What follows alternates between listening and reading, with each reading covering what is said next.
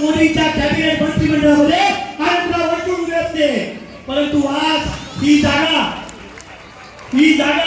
माननीय अमितभाई शाहच्या सांगण्यावरून आपण ही जागा सोडली, त्या ठिकाणी आपला घात झाला, त्या ठिकाणी जागा आपण भारतीय जनता पार्टीला सोडली आणि त्यामुळे ती जागा गेली.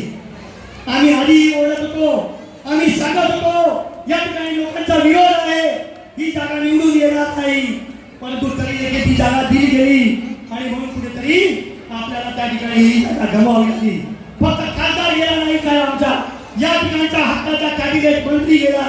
6 वेळा आनंदराव अडसूळ खासदार असते आणि या ठिकाणी कॅबिनेट मंत्री म्हणून आले असते, आमच्या जिल्ह्याची काममार्गी लागली असती, आमच्या जिल्ह्याचा विकास झाला असता, परंतु खासदार गेल्यामुळे आमच्या जिल्ह्याचा विकास सुटला.